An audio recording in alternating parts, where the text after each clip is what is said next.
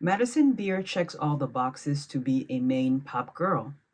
She's got the looks, the voice, the sex appeal. She looks like a young Adriana Lima. She's eloquent in interviews.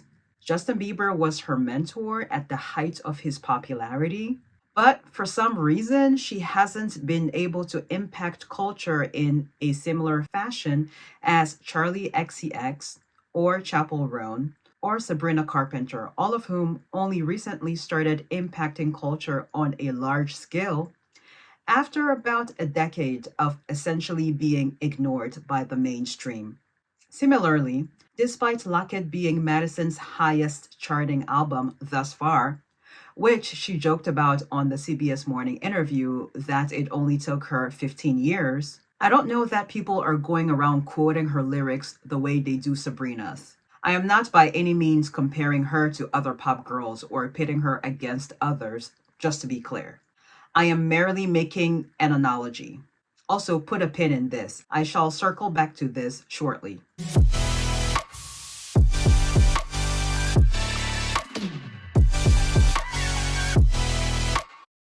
This isn't a hot take, but I think Madison not having her quote unquote main pop girl moment to where she's all everyone talks about for an extended period of time, as was the case with Sabrina and Charlie in the summer of 2024, could very well be the fact that Madison doesn't seem to have a distinct trait that sets her apart in this crowded pop space. She's obviously stunning and has talent, but so what? That simply isn't enough these days, unfortunately. That was all you needed back in the 2000s, a pretty face and a big voice. But now, every other pop girl is equally stunning and has talent. So there has to be something else that a pop girl, in this case Madison, brings to the table that another pop girl can't easily replicate. This dilemma, however, not being a quote unquote main pop girl or topping the charts, despite putting in the time, doesn't seem to bother Madison much, and that's actually great to hear. She said in this same interview I referenced earlier that while it is cool that she's finally entered the top 10 with this album coming in at number 10 on the Billboard 200, and it would be nice to get a Grammy at some point, it's not her driving force for making music, and her self worth isn't tethered to whether she tops the charts or not.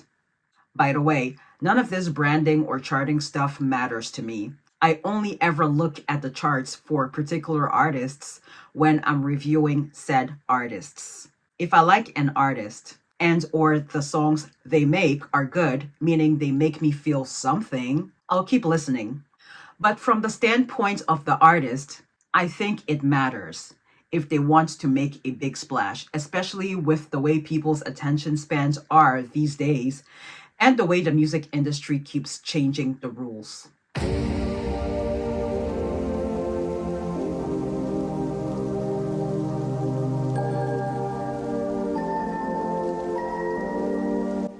I have complicated feelings about Locket. I do like that it's varied and has range, which is something she admitted to in the CBS Morning interview, the variety. However, there should be a through line, something that ties everything together nicely, and I personally didn't get that. The songs are great, but I felt like the song selection for the album was all over the place. There was no cohesion, in my humble opinion, aside from the Mellotron, which is a bit surprising considering that the way Madison says she prefers to make music for an album is all in one go. She says she'll take 6 months at a time in order to work on music and be done with it. Or at least that's how she did it for this album, versus breaking it up or spreading it out over, let's say, a year or two. In other words, she prefers no breaks in between composing an album. That way, she's completely immersed in the project. That's different from the way some other artists function, which is that they create once inspiration hits, usually in the form of a melody that came to them while in the shower or in a dream, and then They record a voice memo of it and proceed from there. And then there's usually a break of a few weeks or months in between the process of creating the album before everything is finally completed. For Madison, she said not much has ever come from her getting those kinds of inspirations from her dream. Inspiration usually hits for her while in studio. She rarely goes in knowing exactly what she and her team are going to be working on for that day. Unless, of course, she's in crisis mode like a recent breakup or something and needs to get it off her chest urgently. Once in studio, they usually spend some time doing chord progressions, which provokes emotions for her, to then do some melodies. And then writing the lyrics to fit the tone or mood of the chords comes last. This is on a good day. Again, interesting, considering that she had said on the And the Writer Is podcast that in order of importance, melody comes first when it comes to her music hierarchy. Next is production, and lyrics come last. And yet, when asked what her own favorite songs are, she said, Envy the Leaves and Spinning because of the lyrics and how she got to showcase some range in her writing. Honestly, that would have been my answer too. There are some songs I like because of the melody and others I like because of the lyrics. As an example, I like Sabrina's songs because of the lyrics. The melodies of some of her songs, especially from Man's Best Friend, are left of center for me. I don't really get it. Whereas with Lady Gaga, though I love her lyrics, it's the melody and production of the songs, especially on her most recent album, Mayhem, that I am addicted to. Speaking of lyrics and production, Madison says this was the first time that she made an album without too many outside influences or too many hands in the pot, and wrote or co-wrote every one of the songs. And what do you know? The album happened to enter the top 10, a first for her. Funny how that works. When you make something from the heart and not make it with the intention of it becoming a hit or viral, even though you know it's good, but ironically, it ends up becoming a hit because it resonates with listeners.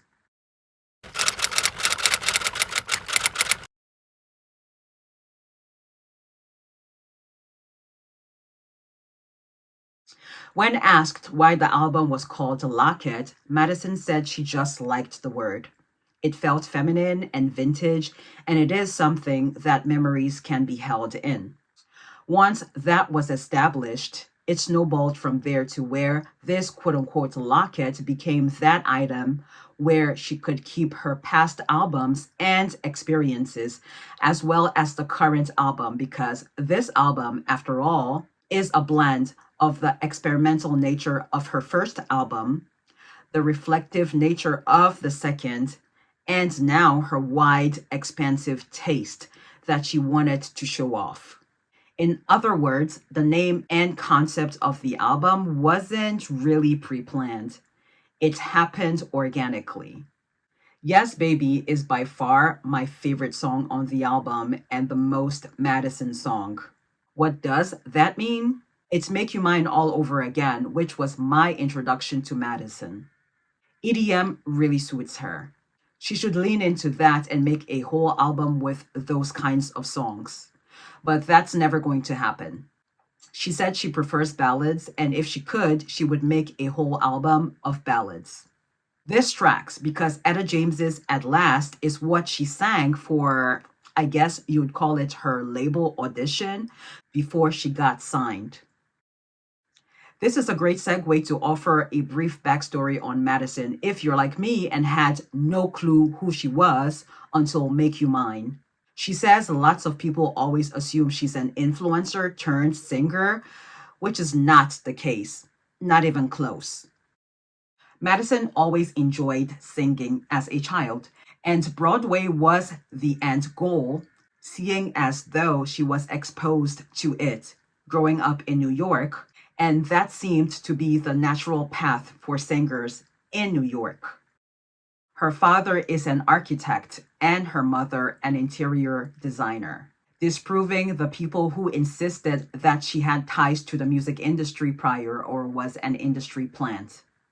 At the age of 12, inspired by Christina Grimmie and having just gotten her braces off, Madison recorded and uploaded a video of her covering, I think she said, a medley of Bruno Mars's songs.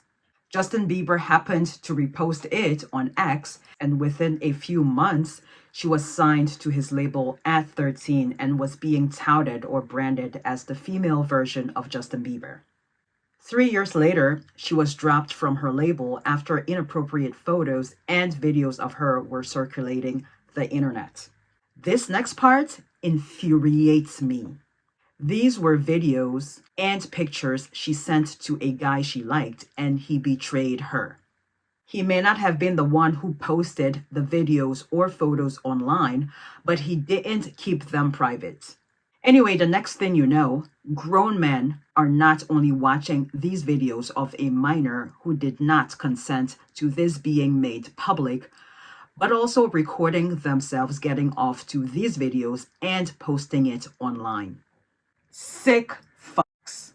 Now, you could say it's her fault for sending out those pictures, and you wouldn't be entirely wrong. However, we've all done some dumb things when we were 14 and 15. It may not have been sending out your private pictures to some guy you liked, but that still doesn't justify grown men watching a video made by a 14-year-old intended for her boyfriend or her crush who is equally 14 or 15. And Madison has said it's not the guy who posted it. Yeah, all right, she cannot convince me it wasn't him. And let's say for argument's sake that it wasn't him. Indeed, he still would have had to send it to other people for them to post it online. So either way, he's still to blame for that.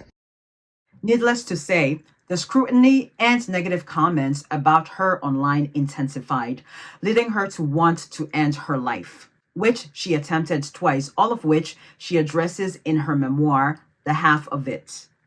Didn't even know she wrote a book, but I'm impressed and will have to read it sometime. One may say, where are her parents when all of this was happening? Well, for one, her parents got divorced when she was 7. And secondly, she didn't initially confide in her mom when she was first notified by a friend that her pictures were circulating. Maybe because she was scared? Gosh, had that happened to me, I don't think I would have told my mom immediately either, because how do I even begin telling my African mom that I took pictures of myself, then sent it to some guy, and now they are online?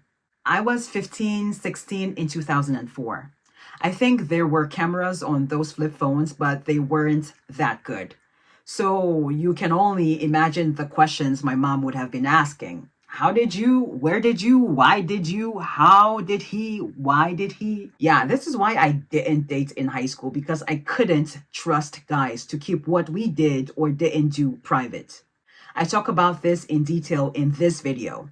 Check it out, it's linked below.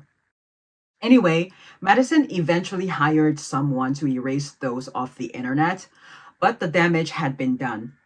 Despite all of this, she seems not to have been hardened by this experience. She seems kind.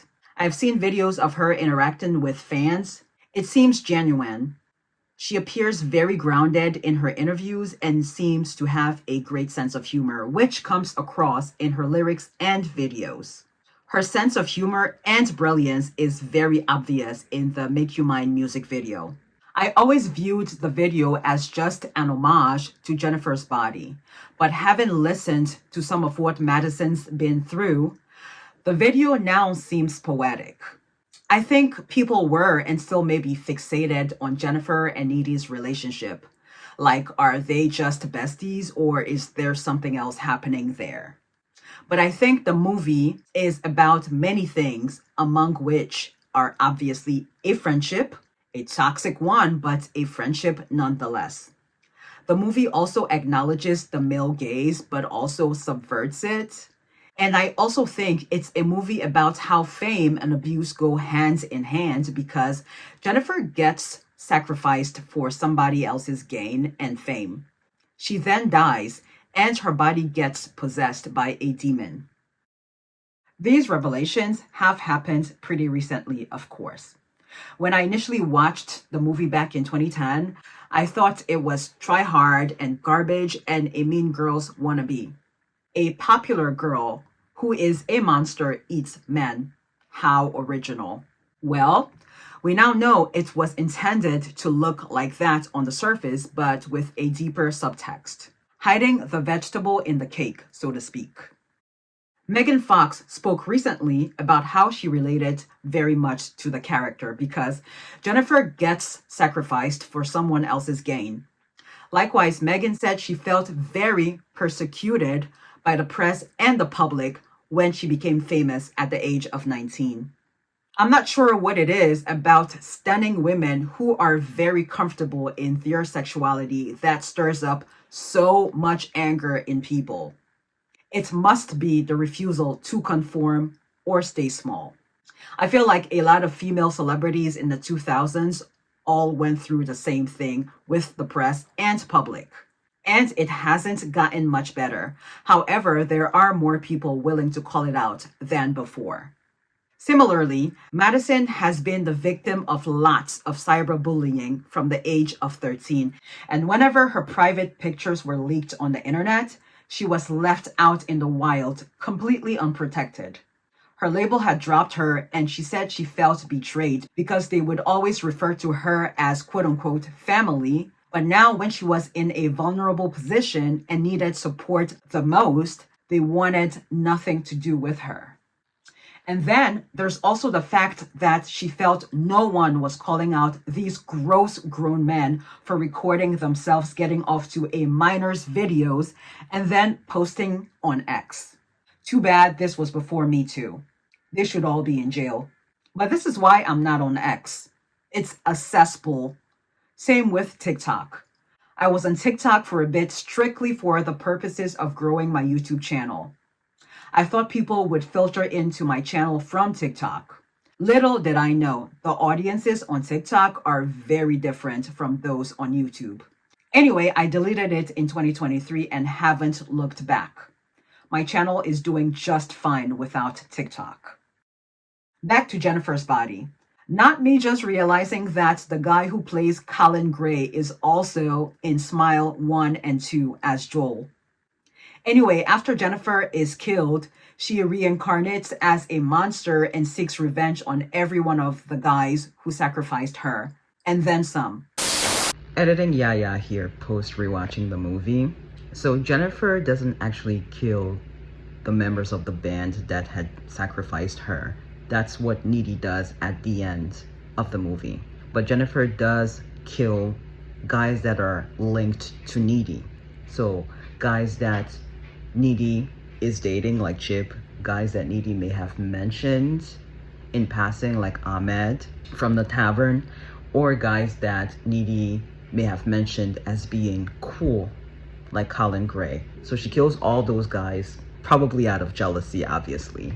And then Needy ends up killing Jennifer, or actually really kills the demon, because that's not actually Jennifer. She kills her, but not before Jennifer scratches her. So then Needy takes on some of those qualities and is able to break out of prison and then go and enact her revenge on the guys that sacrificed her friend. But then I think all of that signifies that the cycle of abuse continues, because she was scratched and now she takes on some of those demonic qualities, if you will. I mean, it does help her enact her revenge, but still, it continues. Brilliant movie. I don't know why I didn't get it the first time I watched it.